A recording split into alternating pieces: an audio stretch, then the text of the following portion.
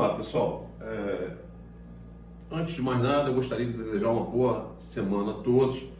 Uma semana de muita paz, muita tranquilidade e bem proveitosa, tá? Eu confesso a vocês que eu tenho um certo receio de vídeos muito longos. Mas, por outro lado, se eu tenho receio de vídeos longos, eu também não tenho receio de me expor, tá?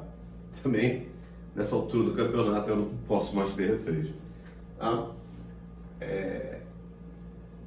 E por que eu estou falando isso? Que vocês vão notar que o meu vídeo vai ser longo e eu vou procurar fazer um passeio aí, eu diria que seria um vídeo interdisciplinar, né? Mas confesso que me falta competência para tal, então vocês não podem levar isso ao pé da letra, tá? Eu confesso que muitas vezes eu me senti incomodado, e acredito que a maioria dos professores se sintam incomodados com as perguntas dos nossos alunos. Para que serve isso? Né? O que eu vou fazer com isso? Estou interessado nisso? E essas coisas incomodam muito ao professor de matemática. Mas eu confesso que hoje, como eu tenho um pouco mais de tempo, eu vejo o quanto a gente perde uma parte rica da matemática, né? Que é a pesquisa, né? Indo lá na raiz, buscar essas coisas, tá? Então, eu trago para vocês as fórmulas de Delambre. Delambre foi um matemático e astrônomo francês, e eu vou inverter. Eu vou deixar para falar nele depois, tá? Eu vou falar mais, como eu falei, eu inverti o processo. Eu primeiro vi quem foi Delambre, vi as fórmulas, vi quem foi e trouxe esse exemplo, tá? Muito bem, aqui eu vou inverter o processo.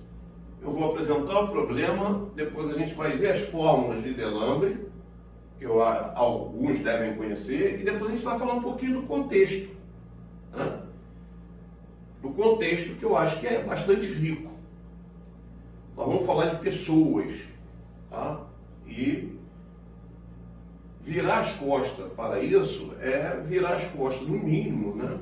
Para os nossos antepassados e para as suas virtudes, as suas qualidades, os seus defeitos, os seus acertos, os seus erros. Afinal, nós vamos falar de pessoas humanas. Tá? Então, gente, hoje um problema desse tipo, nós teríamos dificuldades. Ele dá o ângulo A, quer saber quanto vale os ângulos B e C, e dá essa relação aqui. Olha, eu tenho quase certeza que a maioria tomaria o caminho que eu tomei. Lei dos cossenos aqui. Né? Talvez um ou outro tivesse uma outra sacada, mas né? A lei dos cossenos aí, ela grita. Então, nós vamos ter aqui, ó, B2 mais C2 menos 2BC cosseno de 60. Tá? Isso vai dar 3. B menos C ao quadrado é B2 menos 2BC mais C2. Isso é igual a B2 mais C2. Cosseno de 60 é meio. E aí nós vamos chegar nessa equação aqui, ó, que eu vou direto. 3B2, aqui vai simplificar. 3B2 menos B2 dá 2B2. Certo? Menos 6BC mais BC, menos 5BC. E 3C2 menos C2 dá 2C2, igual a zero. Uma equação do segundo grau. Eu vou resolver essa equação do segundo grau em função de C. B vai ser a variável, então eu vou ter aqui menos B, 5C, mais ou menos raiz quadrada de 25C2 menos 8,16C2.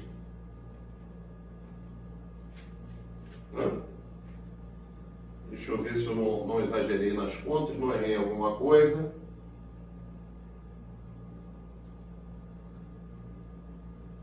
Não, acho que eu não fiz nada errado por enquanto.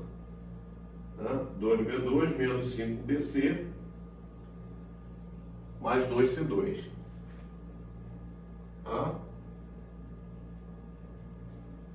Se eu resolvesse em função de C, será que teria mais vantagem? Se eu fizesse em relação a C, eu teria 5B, daria 25B2. Não, vai ser a mesma coisa, né? Vai ser a mesma coisa. Sobre 2A. 2A aqui vai ser 4. Bom, B seria 5C, mais ou menos 3C, sobre 4. Isso vai conduzir a duas respostas. B igual a 2C e B igual a C sobre 2. Bom, B igual a C sobre 2 está descartado, né? Por um motivo muito simples. Se B fosse a metade de C, esse A, essa medida seria negativa. Então, não serviria. Repara que agora, então, esse A, ele é raiz de 3, 2C menos C dá C. Ele é raiz de 3 sobre C. Ora, se nós aplicarmos a lei dos senos, nós vamos ter o seguinte: seno de 60 está para o lado A, que é raiz de 3 sobre C.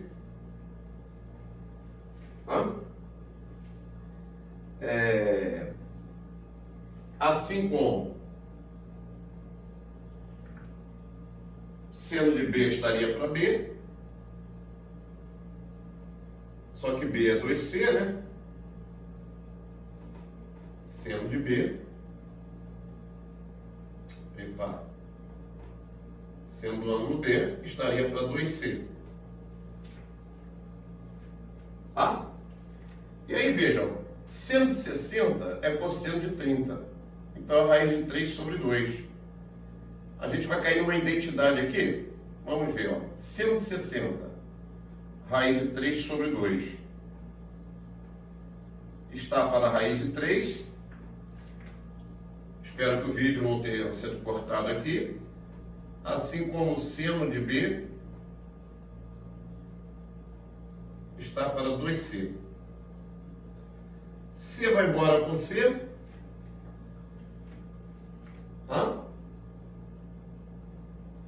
Aqui a gente vai ter seno de B,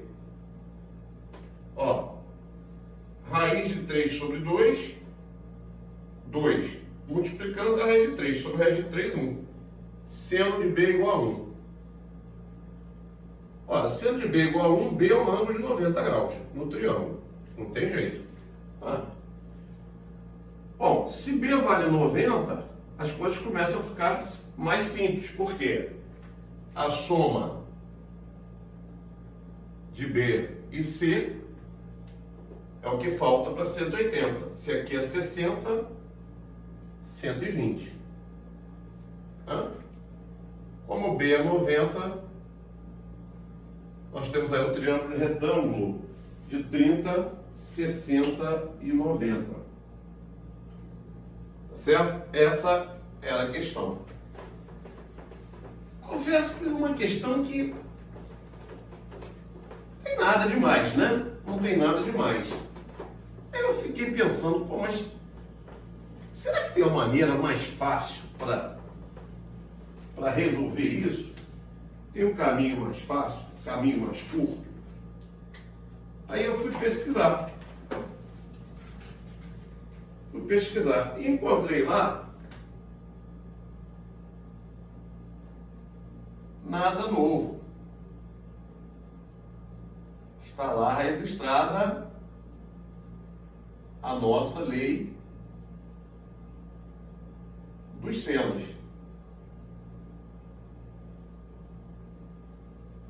A está para seno de A, B para seno de B, C para seno de C.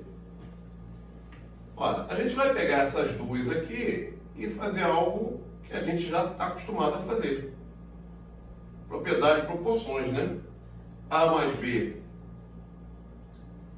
está para seno de A mais B, seno de A mais seno de B. Assim como C está para o seno de C.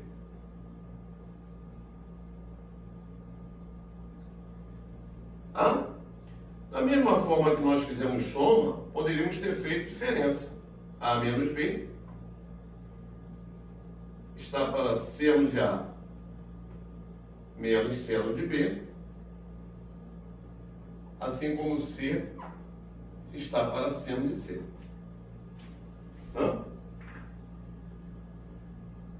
Bom, a partir daí, o que a gente vai fazer? Uma troca aqui, ó, A mais B sobre C, seno de A mais seno de B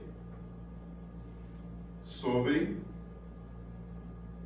seno de C. Certo? E aí, nós vamos transformar essa soma em produto, né? Aquela famosa fórmula já conhecida por a gente. 2 seno de A mais B sobre 2, cosseno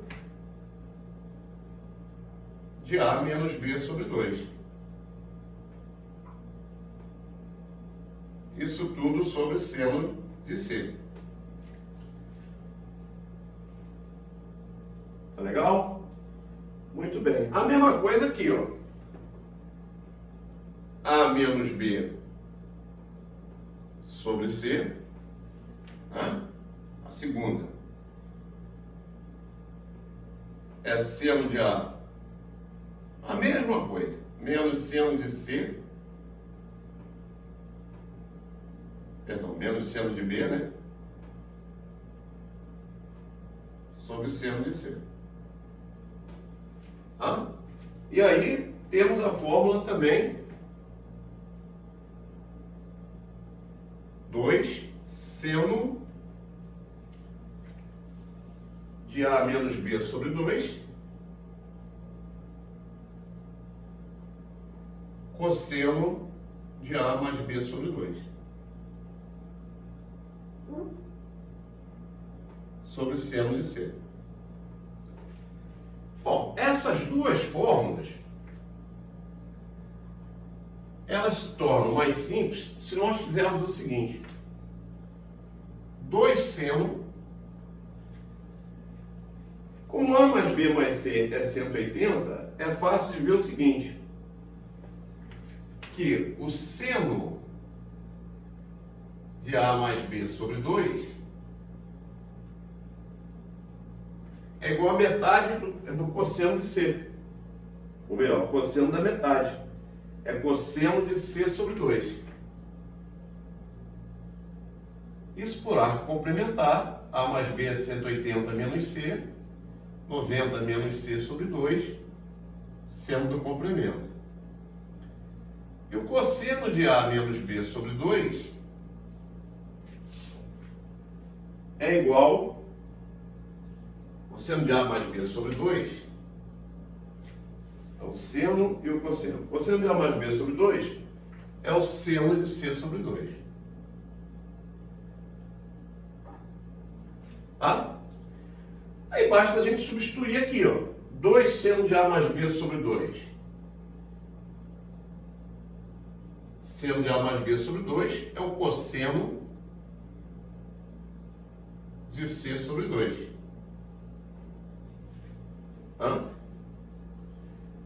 E o cosseno de A menos B sobre 2, ele vai permanecer.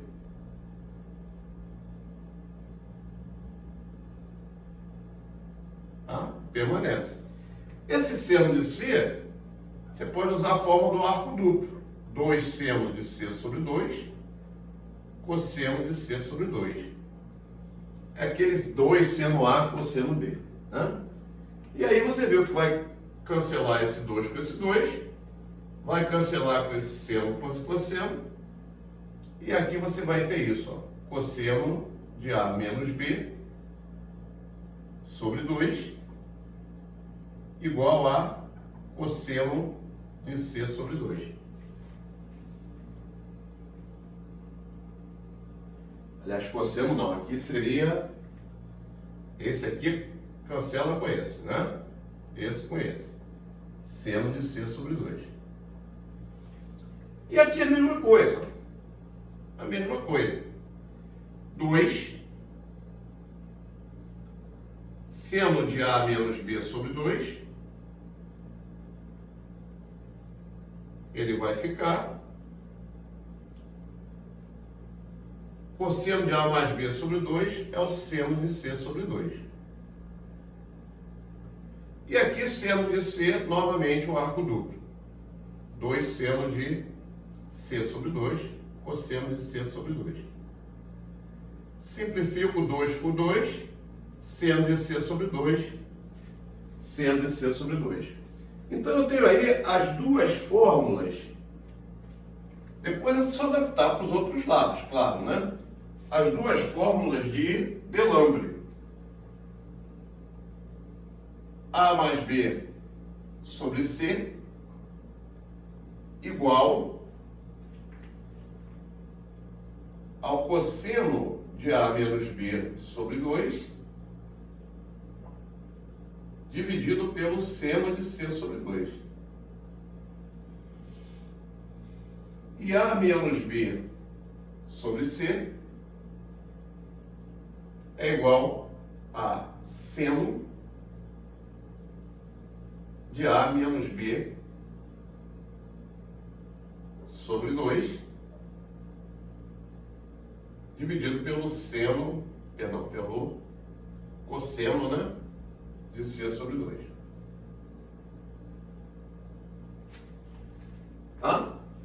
Muito bem. Então, desculpe, eu estou correndo um pouquinho,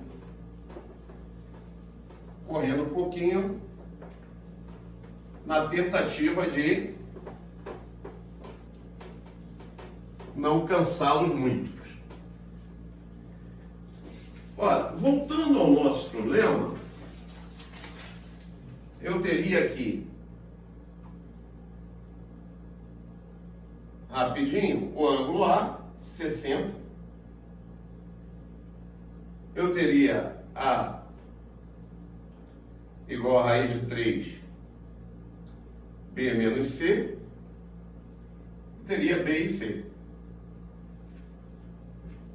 Tá certo? Bom, aplicando as fórmulas aí de Delambre, o problema fica simples, né? Ele fica mais simples. Por quê? Porque você tem exatamente o seguinte, ó. B e C, a gente não conhece, né? Mas a gente tem o A e a gente tem o ângulo C aqui, ó. No caso, o ângulo C seria 60. Tá? Seria 60. Tá? Então, se eu quiser trabalhar com a soma, eu vou fazer B mais C,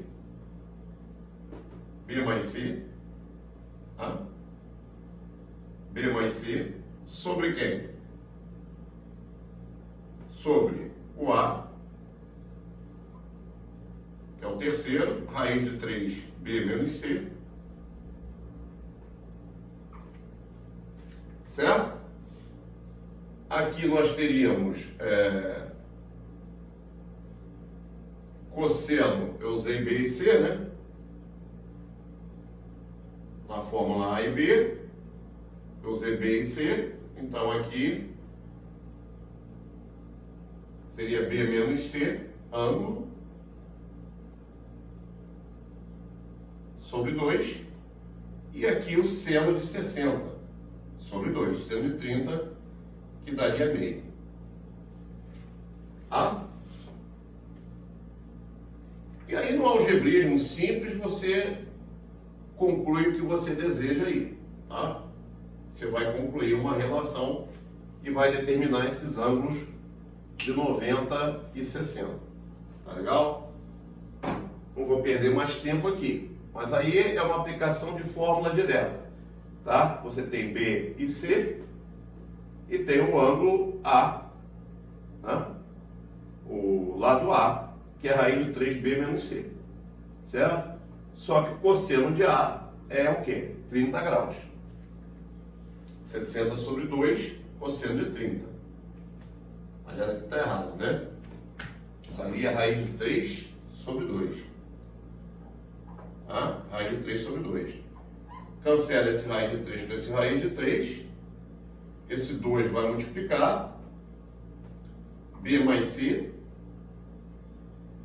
O 2 veio para cá, né? Como eu falei, B menos C. E 2 vezes cosseno de B menos C. Tá? E aí você vai chegar a uma relação entre B e C. Vai cancelar, né? Porque dá para tirar o valor de um em função do outro. E você vai concluir o cosseno, o valor dele aí. Sai muito mais rápido. Bom, essa última parte ficou um pouquinho a desejar, porque eu acho que agora vem a parte mais interessante. Aí eu me questionei o seguinte, pô, vem cá, mas...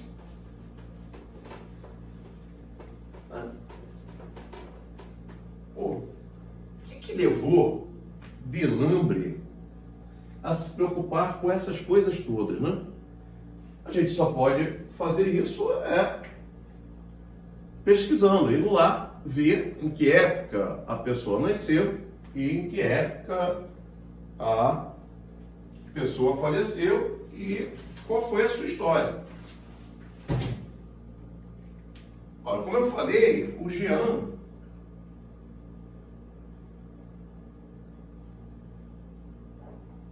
Baptiste Delambre, Joseph Delambre,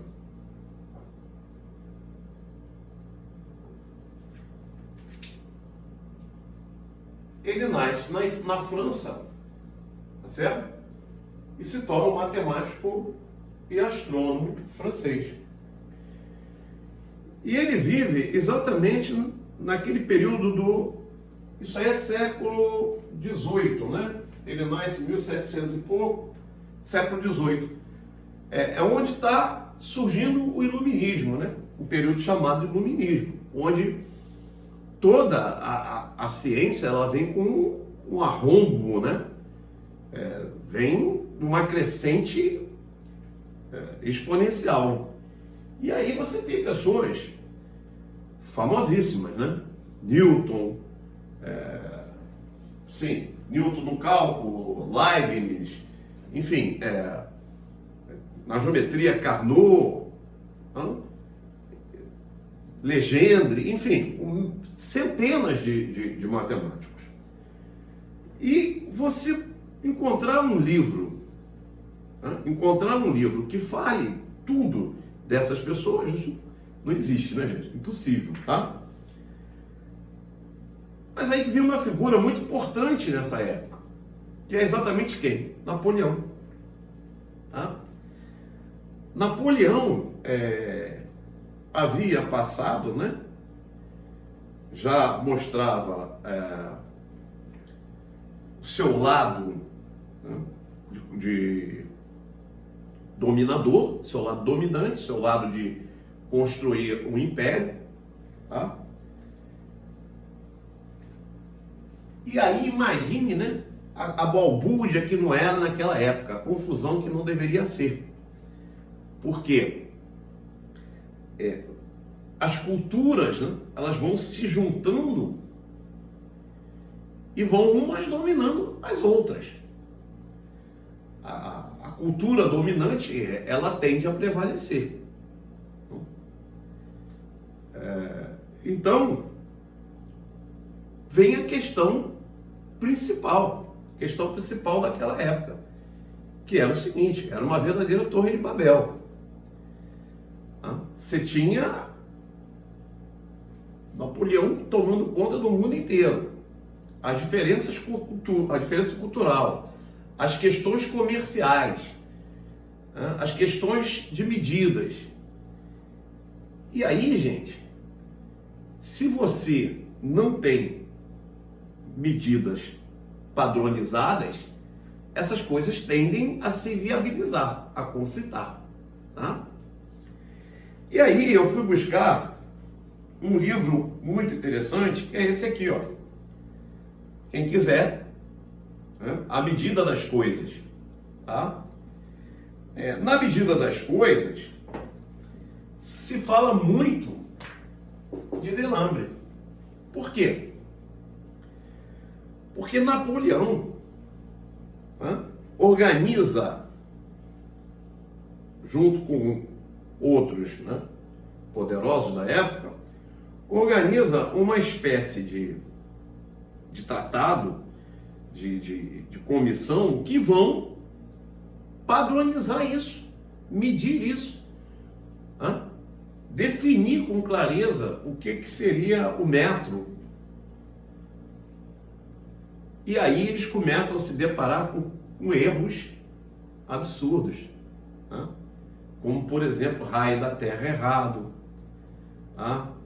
O próprio Delambre comete um erro que foi 200 anos escondidos, esse livro fala. Tá? Só que Delambre não era a pessoa que iria ser o cabeça dessa expedição. Quem iria ser o cabeça era um outro matemático, tá? Que não apoiou Napoleão. Tá? Que vinha o próprio Carnot. O próprio Carnot, ele vai terminar preso, embora ele tenha apoiado o Napoleão desde a época que Napoleão era ainda oficial, né? Mas quando ele passa a ser um ditador, uma espécie de ditador, o Carnot não vota nele para imperador. Não sei se o título era esse mesmo, tá? Não votou. E, como troco, ele foi preso, né? Foi exilado e preso. Tá? E aí tudo faz sentido, né, gente? Tudo faz sentido. Bom, o cara era astrônomo. Tá? Ele era astrônomo. Precisava de medidas. O grande processo de medidas, qual era? A triangulação. Era você trabalhar com triângulos para fazer o quê? Para fazer medições. Tá? Para fazer medições. Então, a trigonometria foi muito útil à astronomia. Tá? Foi muito útil à astronomia.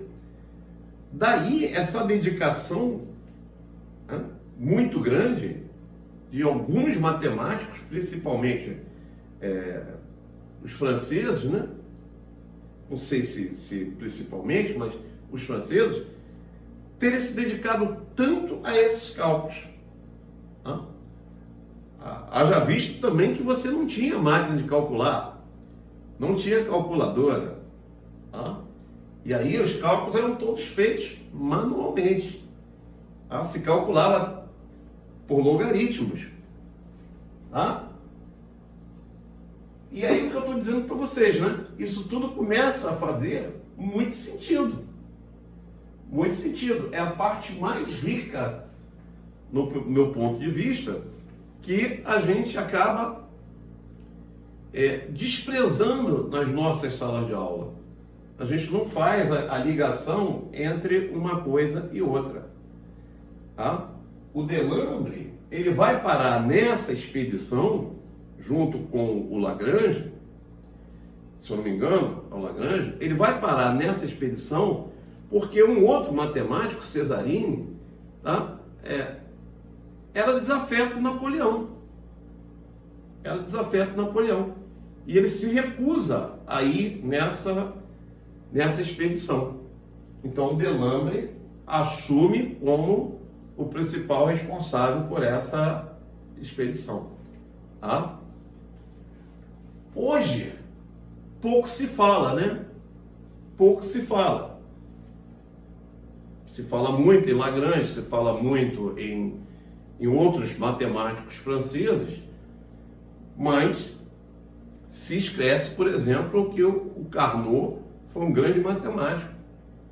Aliás, né, eu li hoje, acabei de ler hoje, que o teorema de Menelaus, tão famoso, né, na geometria, é uma adaptação de um teorema de Carnot, tá? Que sai o teorema de Menelaus. Tá certo? Então, gente, é uma pena que eu não tenha tanto conhecimento histórico assim, né, para poder passar isso com mais clareza. Mas eu acho que deu para perceber, né, deu para perceber por que da necessidade dessas coisas. A ciência, ela sempre teve à disposição dos nossos políticos, né? Dos nossos poderosos. Ela sempre teve à disposição, né? Até pela questão do progresso, né? Se o cara vinha fazendo um império, né? Se o cara vinha conquistando tudo, né? Ele precisava dominar essas coisas, né? Precisava organizar essas coisas, precisava ter certeza de qual era, por exemplo, nesse livro ele fala, a distância de Barcelona a uma determinada outra cidade, que eu não me recordo agora, tá? E aí já entrava questões de curvatura da Terra, já entrava uma série de outras coisas. E eles conseguiam medir com uma precisão incrível. Precisão incrível. O erro, comparado aos dias de hoje, são erros muito pequenos, tá? Então, pessoal, eu espero não ter ultrapassado muito aquilo que eu havia previsto. Também não era pretensão minha em transmitir nada mais, nada além, nada mais, nada menos do que uma resposta ou uma tentativa de resposta para essa coisa que incomoda tanto a nós, professores de matemática, né? Pô, para que serve isso? O que eu vou fazer com isso? Se a gente não for correr atrás para buscar as origens, como foi utilizado, como surgiu, para que surgiu, a gente vai ficar com esse sentimento de frustração. É claro que nem sempre a gente vai encontrar com tanta facilidade assim, tá? Sem lembrar, sem deixar de mencionar que nós encaramos dois problemas. O problema dos currículos amarrados, tá? Currículos amarrados, a questão do tempo, né? A questão do tempo e a questão do currículo. Tá? E a nossa própria indisponibilidade de trabalhar, por exemplo, num local só, né? Num local só. Quanto seria bom isso, né? O professor trabalhando num local só, se dedicando ao máximo à leitura, à pesquisa, para que as nossas aulas fossem mais ricas, né?